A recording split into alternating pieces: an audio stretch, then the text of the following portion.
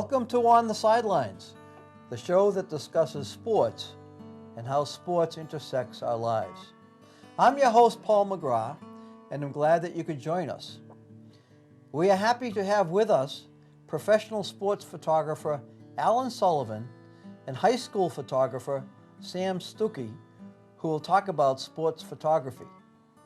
But before we begin, I would like to mention that later in the show, we will have our usual Photos from On the Sidelines segment, which is most apropos considering our guest today. We will have a trivia question, and thanks to our friends at Avidia Bank, a great prize for the winner. All you have to do is email us at studio@westboroughtv.org with On the Sidelines as the subject matter. I will repeat that address at the Photos from the On Sidelines portion of the show. Alan, Sam, Hello. welcome to the show. Thank you. So we're going to be talking about sports photography, how we do it, how we got into it. And Alan, let's start with you. Give us a little bit of background on yourself and then maybe how you got interested in photography, but maybe what you were even doing before that. No, I was always interested in photography, even as a youth growing up. I always liked cameras and taking pictures. And then at one point in the probably early 2000s, late 90s, I became friends with a real photographer who was with the Boston Herald. And it was always fun to pick up the paper and see his photos, sports-wise, of different players, Red Sox, Patriots, Bruins, because I was a sports nut my whole life, and see his pictures propagated on, the big newspapers. And it was really cool, and we became friends, and he transitioned me into pro-level gear to start out of the gate. So I was shooting with little point and clicks. So did you ever take photography in high school Never. or college? Or Nope. No, Never, just always an enthusiast. And then you saw his picture and you said, Yep. geez, that looks like Yep. may interest you. Exactly. And of course, he probably had a byline on the photography, on the picture. Oh, it was. So his name is right there. Oh, man. Adam Vinatieri from the Patriots' first Super Bowl, jumping up and down on the back of the Herald, full-page spread, photo by Jim Mahoney. So, And it just was like, oh, that is so cool. He got to go to the Super Bowl, and he created this monumental historical image, because it's all about documentation, photography, and it just inspired me to just want to do stuff like that. And he got me going, gave me my first camera, real camera, which was a Nikon 1D with a 70 to 200 millimeter 2.8 lens. he gave that to you? I bought it. Oh, you bought it, okay. But I got a good deal. Got a good deal, okay. I got a good deal. And usually you don't want to buy from photojournalists because the cameras are beat to heck. But anyways, that's where I started with. And my first assignment through him, I kind of started with the Herald, just doing a little stringing. I wasn't an official employee, but he could send me out on little missions to take pictures for the paper. And my first one was Mick Jagger. Oh, wow. That was my first guy. He said, go to the Boston Ballet, hang out there. We know Mick Jagger's going to be there at some point to do a costume fitting. Just get a shot. And I got the shot 2 hours later, and the next day it was in the paper, and I got money for it. It was like wonderful. Now, did you need permission to get in there? Did you just like Nope. hang out like It was like almost a like paparazzi? almost like paparazzi, but I was the only one there. They were the inside track of the Boston Herald. Oh, yeah. Has a lot of moles, we'll say. They know people who know people, and they knew he was going to be there, and I just staked it out, and he got out of the limo and a couple clickies. And that was it. And made the paper, and once you get in the paper, they pay you. And it was nice. So, Sam, you probably didn't start out with Mick Jagger, but what? No, I definitely did not. So, you're a little bit younger than us. How did you get interested in photography So or sports? Let's do both, yeah. sports? Oh God. So ever since I was little, I'd always be outside in the yard, just running around, tag on the. My dad even built us a play set for my birthday, like from a bunch of wood, and we have swings, slides. Just love running around, and like my aunt always was taking pictures of us, and then my grandpa was always taking pictures of us too. So I was like, Auntie, like, can I try your camera? And I was probably about like 10. And she was like, yeah, sure, just be careful, because it was like and I don't know what kind of camera it was, but I know it was nice. And so she was kind of like watching over me, and I took it, and I was like, oh, this is like really cool. And like as I got older and like I started learning about like school and stuff like that, courses that I could take, the high school offers like a photography course. And I wanted to take it freshman year, but I didn't get it because it goes to like upperclassmen, then it goes to freshmen. But I got it my sophomore year, and it was so much fun, like just like taking pictures of snapshot of the moment. Like that's what I really like.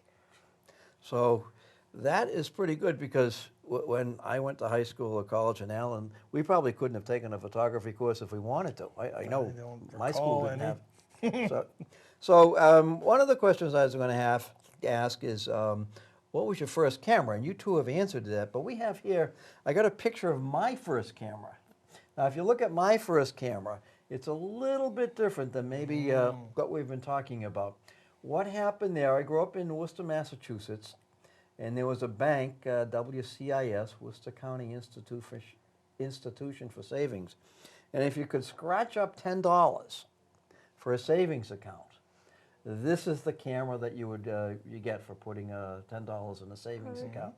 It was a Kodak Holiday camera, and it used something what was called 127 film, and it was black and white in those days. Took a while to get the color. So that was something, and in those days, you take the pictures, and we'd bring it down to Walgreens. Walgreens had a store at the corner of Main and Chatham. You drop the film off, and then maybe a week later you go back and hope the heck you got a halfway decent picture. And so it was all completely different then. Did you, when you started, was it digital or were you in film? Did you ever do film? I did film, yes. My first SLR was a Minolta Maxim 7, I think. And that was kind of the precursor to the And we'll get digital into age. these, yeah, yeah. So, I mean, I had some point and shoots, and then I switched over to an SLR when I thought I wanted to be a little more, you know, Yeah. under control with length and buying bigger lenses and things. And yeah, so it was a Minolta film camera, and you know. So when you took Mick Jagger, was that film or was that? That was digital. That was digital. I was so with my Canon, my Nikon D1 that I'd gotten from Jim, from the Herald. And, yep, I sniped him with that. Because now we have Photoshop, and back in the day, everyone talked about Ansel Adams and the different photographers that didn't have Photoshop, but they really did. They had what they call Dodge and Burn, and they had their own Photoshop, but they didn't call it Photoshop. But you're not going to remember any of that, are you? No. Chemicals. So what kind of camera do you use now? Do you use them at the school, or do you have your own? Both. Both. So at school, we have a Nikon D3200, and then I bought recently my own Nikon D5600. So they're a little different. The one I have also has like a bigger lens. I mean, you can exchange the lenses and stuff like that. But the D5600 is it's like similar idea because it's like it's a Nikon, but it's like touch screen instead. There's like a lot. It's a way higher ISO you can go to. There's just a lot more. It's like the D3200 on steroids. I see. So when you started, did you like teach yourself about cameras, or did you wait until you had the course in high school? How did you learn about like ISOs and all that kind of stuff? People probably don't even know what we're talking about. The courses in high school definitely taught me everything about cameras, aperture, ISO, like all the little like buttons on the nozzle of the camera that you like turn. When I was younger, I just shot on auto. That's all I did. Like I didn't know. I was like, okay, this one shoots the camera. This one makes it go on. All right, let's do that. But now I know like what a lot of the things on the camera mean. Well, Alan, we're going to talk about some of your photography and some of the shots you took. And I know you take a lot at the Boston Garden with the Bruins. Mm-hmm. Do you set a certain ISO? Do you do automatic and then adjust later? How do you do that when you're at any venue? I set it based on, you know, the criteria in the building, whatever it is, because different buildings have different lighting systems, and every rink is different, every venue is different. So that's the great thing about digital is you could just change on the fly. I can change the aperture, the ISO, the shutter speed, and just coordinate what I need to do. A lot of the newer buildings, like the Dunkin' Donuts Center, the Boston Garden, they've all gone to white LED lights, which is beautiful.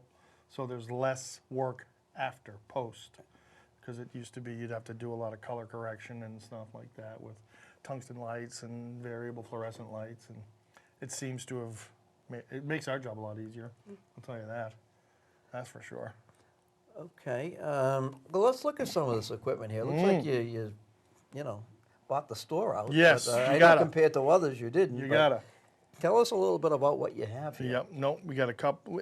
You know, when you're shooting sporting events, usually you have at least a couple of camera bodies, because you need one for your close-ups with the big lenses. If you're at a football game, this can go out pretty far, 150 millimeters to 600, which will get you across the field from the other end if you need it. Now, would you? This is what I guess you call a monopod. Yep. Highly recommended. You use it. You use this It's outside, weight. inside. Anywhere, because of the weight of this lens. This thing, yeah. It's just hand holding this is difficult. How heavy? Yeah, pick it up and feel Oh it. yeah. It's beefy. You think you Wow. can handle that? So that's why the monopod, to give stabilization, you want, even though it has a stabilizer in it, you still want to be able to hand holding this for a whole game. Your arms would fall off. Oh God, yeah. You know. So what would you use for speed? I mean, you probably you set your speed. Yeah, it varies depending on, again, usually most sports I'm at about 1,000th to 1,250th of a second. And it depends. I mean, outdoor shooting is much different from indoor shooting because of the ice, because of the lighting situation. Right, yeah. Like you could go in the garden. You've seen the garden now. Very, very bright. Yeah, you have changed this past year, yeah. But it's not like you can go in there and shoot 4,000ths of a second. Right. Where you could probably go out on a sunny day, shoot 2,000, 2,500, 3,200th of a second. And you can get away with that outdoors because of the sunlight. The ambient light is there for you. So you've got to do other adjustments with your ISO and your aperture when you're doing like hockey and basketball and boxing and things like that, you know. So there's a lot of intangibles, like you talk about learning about those three things, you know, get off of auto and learn manual, and you'll be your own keeper, you know. So what else do you have here? We've got the main baby, Yep. 70 to 200. That's the meat and potatoes. That's the right meat and potatoes lens. This is what you'll see every single photographer have in their bag. They have to have it. It's a 70 millimeter to 200. It gives you good range to shoot sports, close up and a little bit far away. And the bodies, of course, these are kind of big Yeah, and heavy. You don't necessarily need a monopod for this. I've seen people use monopods for this, but it's probably at the point where you don't need one yet. But that definitely. So your close-ups, and then you got your other lenses for, you know, 17 to 40 millimeters, wide angle, 28 to 70, 2.8. This is a fisheye lens, which is a lot of fun to use on occasion.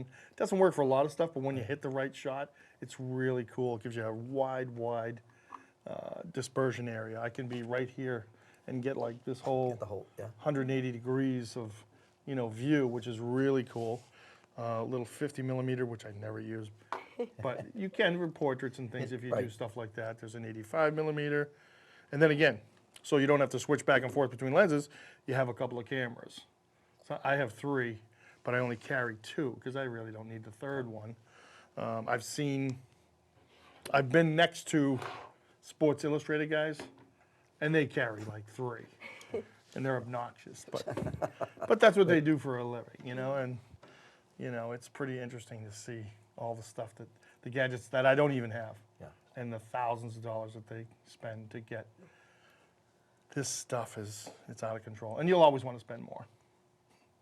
Well, we'll go back and forth between technique and the photos. Let's start off with a photo that we can look at. That I think this is one that Alan took, and I think if you're a hockey fan, you know that this is Rene Rancourt of the Boston Bruins. And can you give us a little background on what you were doing here? Rene served 40 years with the Boston Bruins as their national anthem singer. Basically, you know, he's famed. That's one of his Stanley Cup rings on his finger, you can see. That was his last year at the Garden, which was last year. He retired from singing from the Garden last year. And that particular photo, I happened to be, you know, he comes out by the Zamboni entrance, walks out onto the carpet. The ice resurfacing now. Yes. It's not even a Zamboni. Oh, that's right. anymore. You're correct. Yep, they don't call them Zambonis. Not a Zamboni. Yeah, because it's a brand. Zamboni's actually the brand. That's correct. So I was at the the face-off circle, which is just to the right of that resurfacing area entrance. And I got some nice close-ups, and I wanted to get him with the fist pump, with emotion. And I, luckily, I captured the moment. I showed him that picture, and he invited me to his house. Oh, really? Yeah. Because he wanted the picture. He said this is one of the, he's been doing it for 40 years, so it was so cool that he actually said this is one of the best pictures I've ever seen of me. And I'm like, wow, I was flabbergasted. So I went to his house, and the better part of the story is I went to his house in Natick, got to his door, I was walking up his driveway, he opened his doors up, and he started serenading me with the National Anthem of Canada. He was singing "O Canada" to me as I was walking up his driveway. I wish I had a video cut of it, but, and he's a great guy. Yeah. Now, that's picture perfect. I mean, look at the cufflink. You got the B on the cufflink. Yeah, You've got the ring. And he's given the pump. I mean, he got into. He always gets into it. He does. He never failed. Now, when you took that, was that in color or black and white? Or that was color. I've started to do a lot of black and white stuff lately, and people seem to like it. I add a little bit of like that one. I didn't enhance it all, but there's some of the ones that may be on here that have just a little bit of like a sharpening enhancement, which brings out a lot of detail, but that one I didn't need it really. It was pretty clean. Now may I ask, any cropping, or is that's yeah? what you took your crop? Yeah, you shoot wide and then crop to the best ability. That's the biggest thing I learned, is how to crop properly. That was one of the things I learned from a guy named Bruce Bennett, who basically is, Bruce Bennett. He's the hockey photographer. He's the hockey photographer. He's the guru, yeah. Yep, and I submitted a resume to him at one point, and trying to get in with Getty Images, and he said, just watch your cropping. And I took that, lines. If I had a shot and the dasher board was like this, I fixed it to that. Horizontal line, perfect lines. So your backgrounds, he always said, make sure they're level. The posts on the goal posts, make them 90 degrees and vertical, so there's no tilt. And that was one of the biggest things I learned about, shooting properly. I look back at my older stuff, and I see a lot of dashers and boards like this. I'm like, ooh, that's... Wait till we get to a couple of mine later in the show here. But now, let's go over to Sam. What you've learned in high school, black and white. Have you got the black and white and color and the differential, and do you have any preferences? When shooting people, I really like black and white. I don't know why, but anytime there's like a person, you can like see their face, I like black and white for some reason. I think I personally look better in black and white photography, so I think that might have like a little bit of Everybody's effect to going to look better in black and white. I see, but yeah, I don't know, I kind of really like black and white. But now, of course, I think when we shoot in digital, they're all color. And we have to These cameras can shoot in monochromatic. Oh, they can? So you can set it up to shoot in black and white. you can set right out of the gate, Oh, I see. Yeah. Okay. But most of the time I shoot in color and just use a desaturation filter or, For those of us that don't know what a desaturation filter is. Yeah, it basically takes all the color out. Is that on the lens, you mean? No, in a program within Photoshop. In the program. Yeah. Or, Lightroom. Yeah. Okay. Yep. Okay, let's see if we can try, okay, here's one that Sam took. Oh, yeah. This is, well, Sam, why don't you tell us, we'll talk about yours. Okay. And tell us what you were doing here. So this was at the Westborough High School football game, and it was against Groton Dunstable, I think.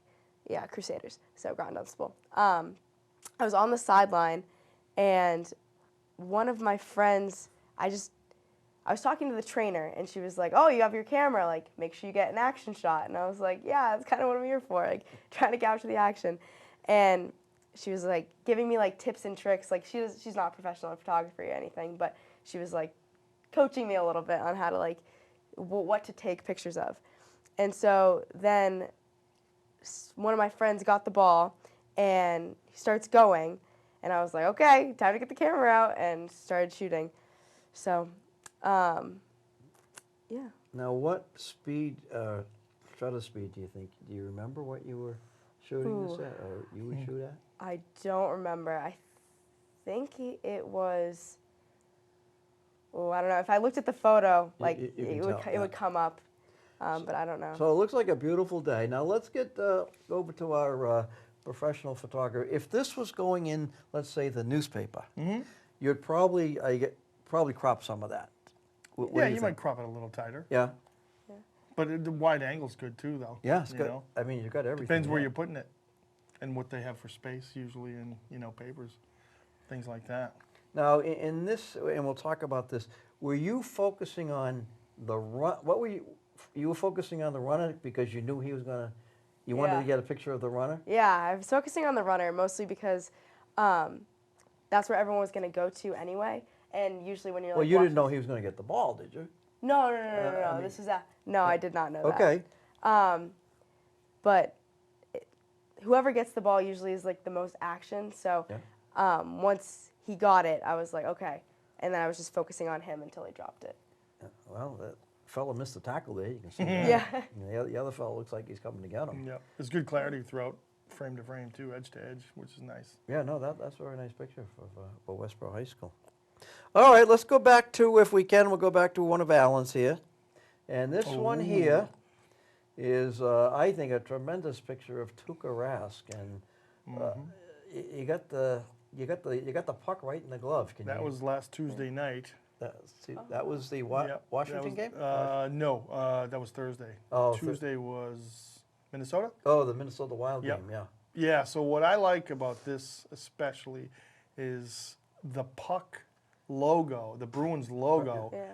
is faced out versus the backside of the puck, which just has some general NHL junk on it. Right. So when I saw that, I was, oh, yes, I love that. Because I love when I can see the Bruins logo in the puck near the goalies. Now, when you're shooting, Renee was the beginning of the game. In a game, Yep. are you focusing on the goalie, or do you focus on a player, or what? It depends you where go you're back and shooting forth? from. Yeah. At the Garden, there's 8 holes. There's 4 at the face-off circles. So if you're at the face-off circles, you're more directly shooting this way and probably like 45 degrees. Right. Because you can't get down You this can't, way or yeah. down this way. So, and we're down near the goalie, so obviously a lot of emphasis is put near the net, behind the net, and as guys are entering the zone, maybe 10 or 15 feet into the zone. If you go to down 2 or 3 segments of glass, there's corner, they call them the deep holes at the Garden. And if you shoot in there, you have a much greater range of ice. You can shoot all the way down the other end of the ice. You can shoot the goalie. Right. So we're a little restricted in the face-off circles. So we have a, most of my stuff I like to get on the goalies. So you talked about 8 various ports to Yep. to take pictures from. Do we have a scrum to get to those ports, or how do we decide who goes where? So every day when we go to the games, we have a photo room that's separate just for the photographers.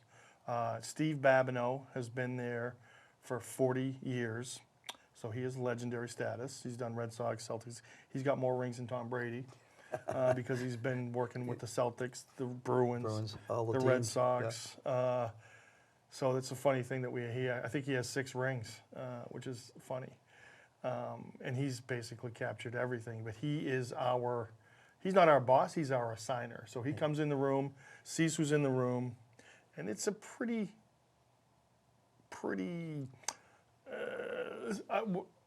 same guys every week. Right, you know each Mostly. other mostly. Yeah. Yeah, there are media outlets that get precedent, meaning Getty Images, AP Images, USA Today, Icon Sports Wire.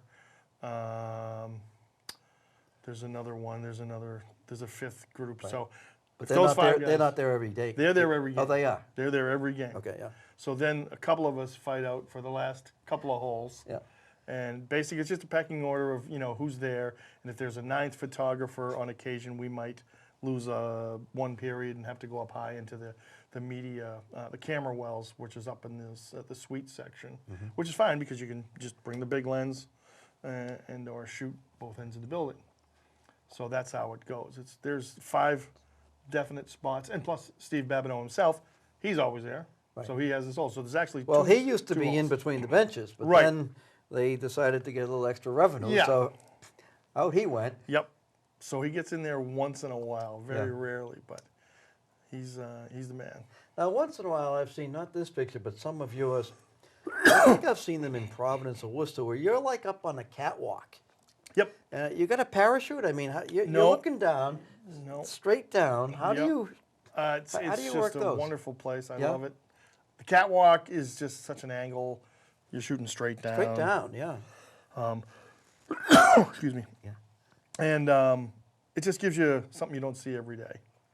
And I love it up there. Providence in the AHL, Worcester AHL, little less lax than the NHL, which is a little bit more controlled. So they don't let you go up there in the garden, but you know, what are you going to do?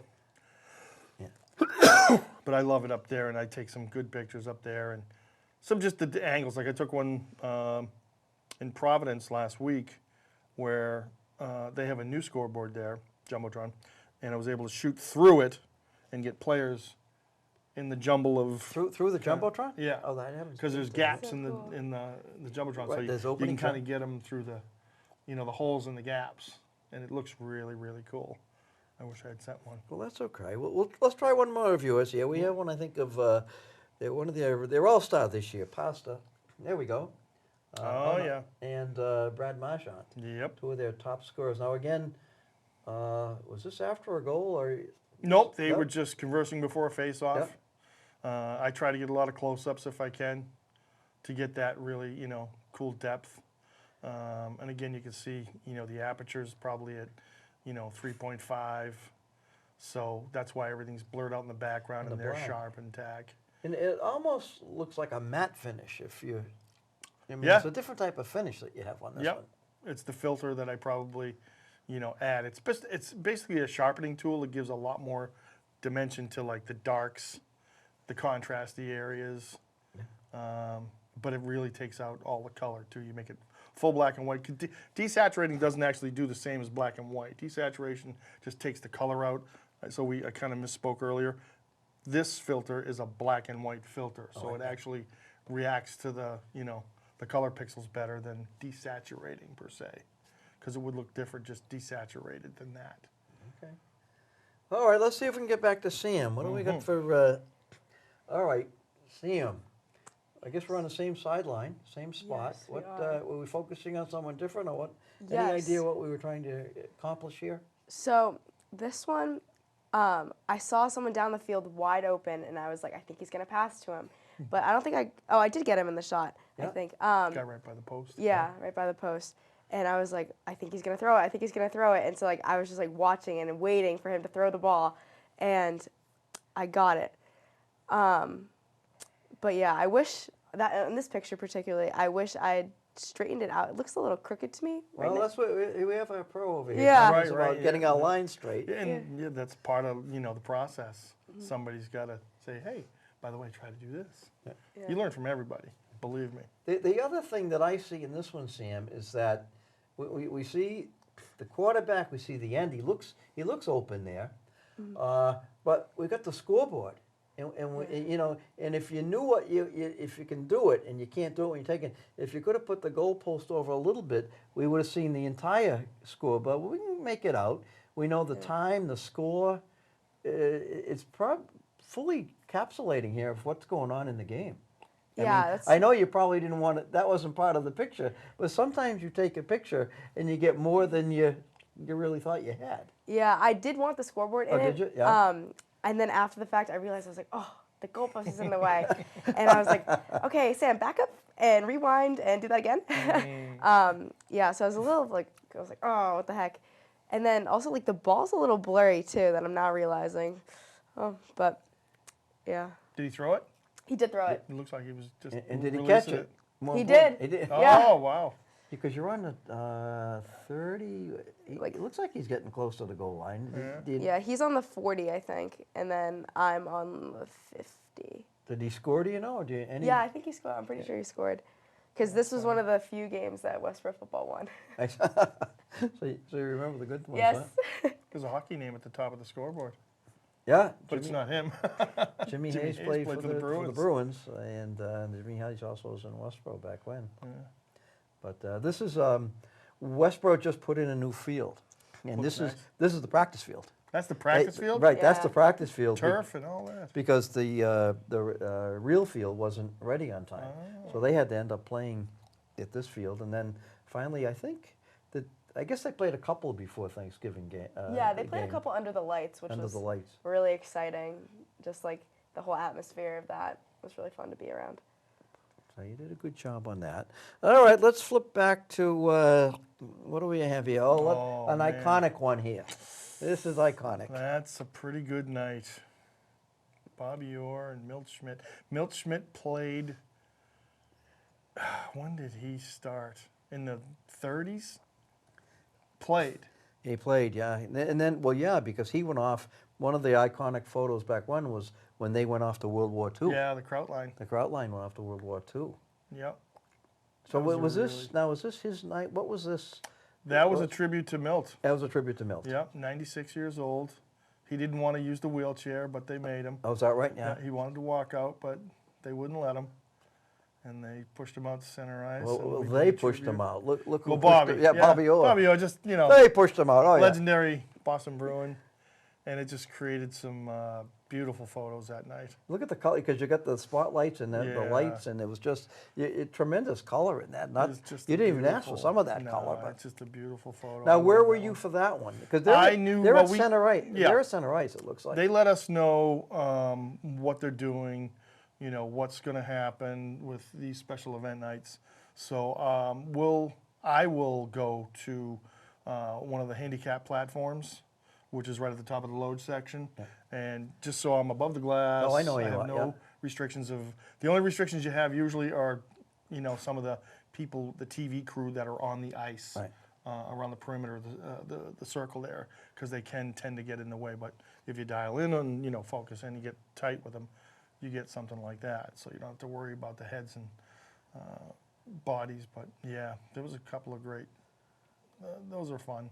Yeah, and Bobby was number 4, Milt 15. Both of those numbers up in the rafters. And he would pass away fairly soon thereafter. Yeah, and there's another beautiful photo I had of his the night that they gave him that prop when they put the 15s in the ice behind the goalies. Yeah. And they shone yeah, the that's light right, on yeah. his banner up on the top. They do a nice job of recognizing their, alumni, especially guys like that who've been around for so long. 96 years old, God bless. Right, and many of us, probably just about everyone at that garden, never saw Milt play. No. But we all respect the players for the Bruins that were there before. There's a respect for all these guys and what they did for the game. Yeah. I mean, what they would have made dollar-wise Oh, was geez. nothing compared to today. And the stories they tell, great. The stories they tell, and then they went to World War II. Yeah. They were like the baseball players. They gave up much of their career, and they're well respected. Yeah. Now, have you shot other sports? Yes. Yeah. Yep. Do you have any favorites? I like hockey and baseball. Those are my 2 favorite sports to shoot. Do you have any other? I'm lucky enough to be the house photographer of the Dunkin' Donuts Center. Oh, yeah, yeah. So I get to shoot a lot of fun events down there. Like I've shot the Harlem Globetrotters 5 or 6 times. They're a blast. Monster Jam with the monster trucks. Comic-Cons. Just a bunch of fun things. Disney on Ice. And, not for nothing, I get a free seat right up front, too, which is nice. You're still working. You got to do your job. Yep. Do your job, yes. But yeah, boxing I've done, and my boxing career is crazy because I never shot a boxing match, and we didn't talk about this yet, but how I got into this, blind luck, photography, blind luck. Somebody I met at the Bruins practice facility introduced me to a guy, who introduced me to a guy, and my first boxing match was Showtime at Foxwoods on the apron. So that's where I started. I didn't start in the minor leagues. Start in the gym downtown. No, I here, didn't yeah? start. And then my second fight was a WBO championship fight on St. Patrick's Day at Madison Square Garden on HBO, on the apron, Now, you're right at the ring? on the Right. ringside. So you're right, I mean, Right the on ring the is ring. Yep, right on the ring. My first 2 fights were Showtime and HBO, and like I said, Madison Square Garden and St. Patrick's Day. Totally by networking. That is one of the biggest things I can tell you is be friendly, nice to everybody. You never know who you're Well, going I to think that works in whatever Any profession business, you might any be. profession. You know, whatever you're doing, Network, talk to network, people network. and talk to people. That's tremendous. Treat them nice. When I do football, when I do hockey, I usually focus on one of two things. One, I like to see if I can get a goal, the puck in the net after a guy. And it's tough to get the puck in the net and the guy, Oh, but I yeah. try to focus on that. Or if there's maybe a player I want to take a picture of, I'll follow the player.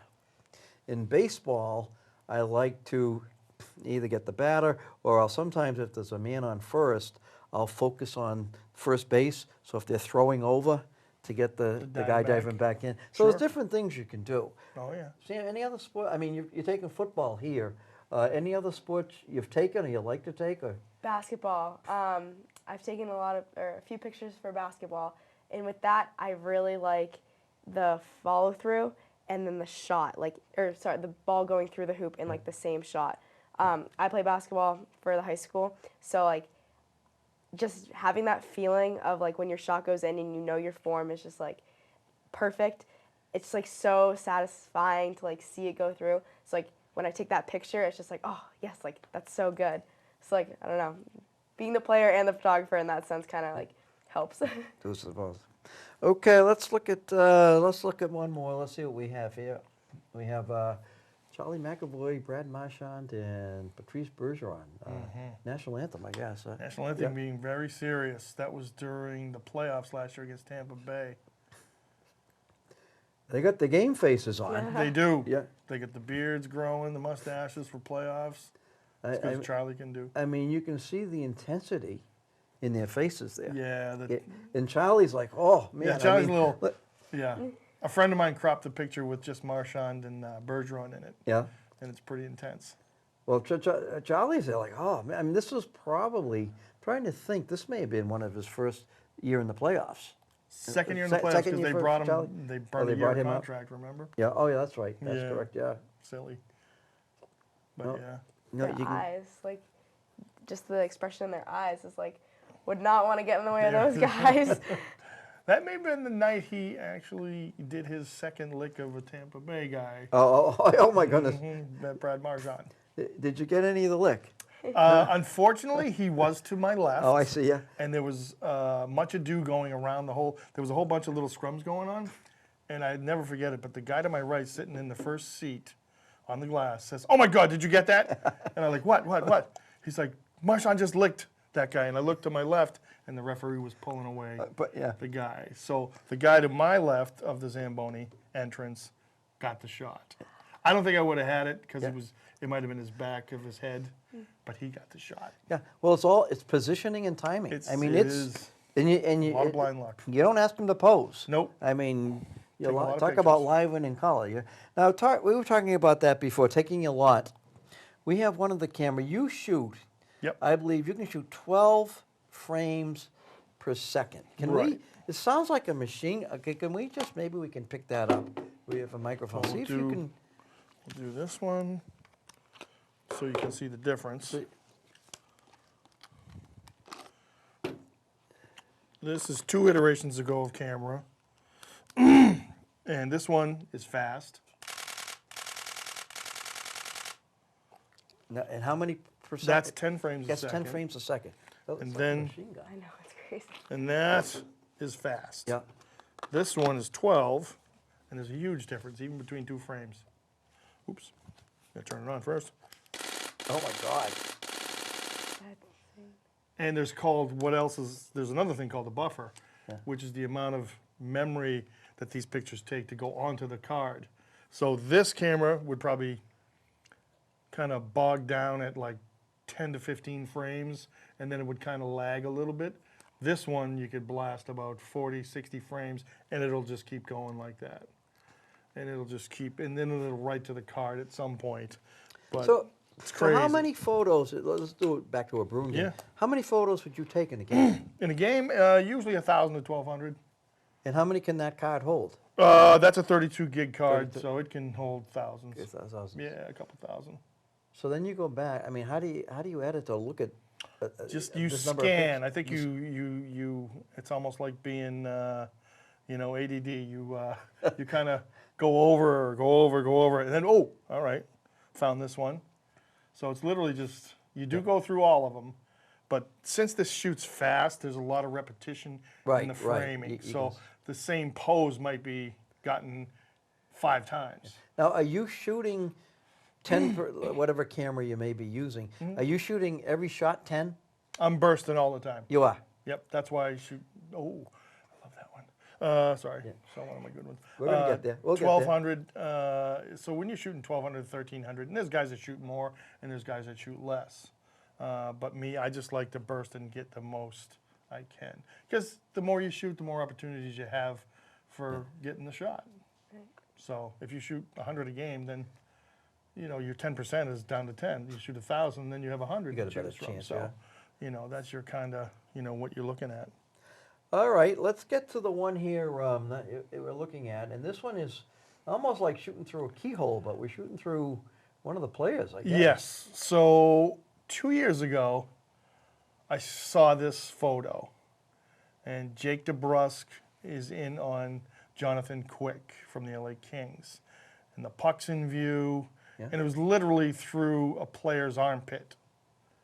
And it was by luck, because there's no way you could frame that fast enough to see an open armpit and shoot through his armpit. So it was more, I think this was luck. After this, I started saying, that's kind of cool. So I started searching for it when I noticed face-offs. Yeah.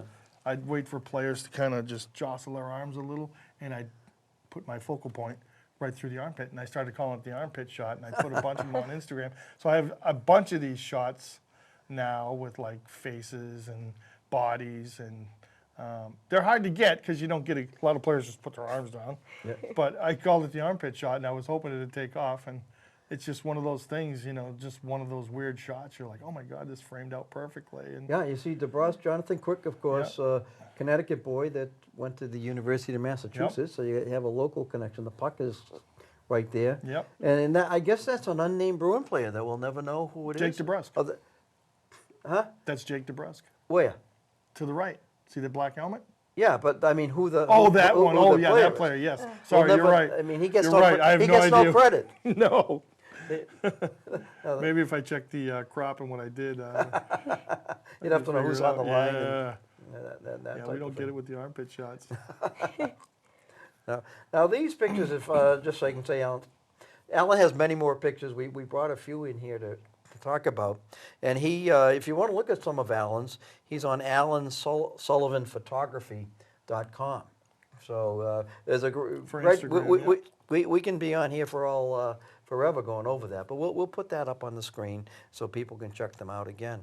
Let's. I think we have another one for Sam here, and this one here is trying to get somebody being tackled, I guess, or I called it tackle. I don't know.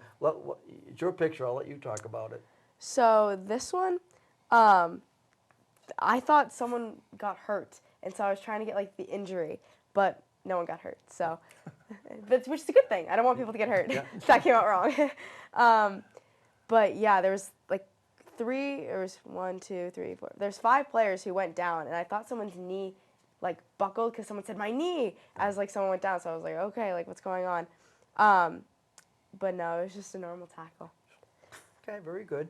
Now, when you shot that, did you have a monopod similar to Alan? Do you just hand hold? No, I just did it with the camera at school. Hand hold, yeah? Yeah, this was at the beginning of the year, like one of the, like back in October-ish, maybe even before that, September maybe. Yeah.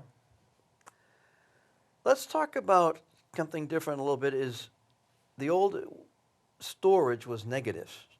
Now we have digital storage, and where do you put all these pictures? How do you access them? How do you catalog them? How do you do it, Alan? Unfortunately, I have 10 terabytes of storage, digital storage, and everything is just on an external hard drive by, sport, date, games. So it's just, I don't get rid of anything. So unfortunately I shoot so much. If I shoot 50 games a year, that's probably 60,000 photos right there, and you need digital storage. Right. So I have 3 different, 3 terabyte, 4 terabyte, and they're great because you can just keep pumping stuff on them. But that's all it is just terabytes and terabytes of storage. Yeah, I guess I'm the same. I take a bunch of pictures, but I keep them all because you never know. Maybe one you didn't think about. Maybe it's good. Well, similar to you on the armpits. I think you didn't think the armpits were that great, and all of a sudden, geez, these aren't too bad. I started looking for them. I wait for guys to open their arm up now. Well, you gave me an idea, but I'm always, my photos, I guess you call them photos from the stands, because sometimes I'll get down by the glass, but I think if you're trying to get the goal, you have to be, for me, you have to be up a little bit. Yeah, away from the glass. Down on the glass is tough. Sam, what do you do with your pictures? So when I'm shooting at school, I put them on the physical computer itself, because usually at school we can only do like 50 to 100, because it's just it's like 1 hour during school. But outside of school, I take it off the SD card and put it in Google Drive, and I organize it by color and then date and everything like that. Now, do you print anything? I've printed a couple photos just through school though, but I haven't printed anything on my own, no. Do you think people print photos anyway? I do, but I think most of them. Well, I print them and have albums, but I think a lot of people just have them on their phone or. Yeah, you can. I mean, some people still do. I'm sure with the, because the home, the Canon or whatever, or inkjet, you could print out decent pictures with that stuff. Yeah. May not last forever. Yeah, that's the other the thing. dye sublimated stuff versus what they use, but they'll look good for a long time. Not anything I have to worry about. All right, we're going to take a break for a minute, and we're going to do the photos from on the sidelines segment. Now, some of us like to take photos, and some of us like sports. And we have a couple of people here that's apropos for. So I like to take pictures, and I like to take the picture and see if I can get it autographed. And we're going to show a couple of pictures that I've taken. And thanks to our friends over at Avidia Bank, we'll have a trivia question concerning one of the pictures. And our friends at Avidia Bank have a nice golf package. So if you send in your answer to on the sidelines, you get a nice golf package from Avidia Bank. Now, I picked this one out because this is a picture of Rene Rancourt that I took. And as you say, Rene started with the Red Sox in 1976. And Game 6 of the 1975 World Series, which is the Carlton Fisk game, Kate Smith was supposed to sing the national anthem, and Kate got sick, and Rene Rancourt sang for Game 6. Didn't know that. And then he started for the Bruins in 76, and he would be with them through the 2018 season.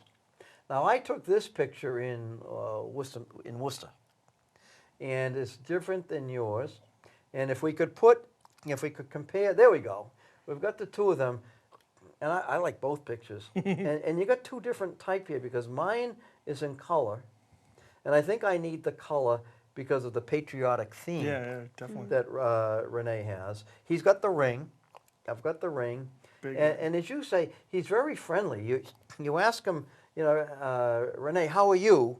And he'll go, you, me. I mean, he's singing all the time. He never shuts off. No, he's tremendous. He does not.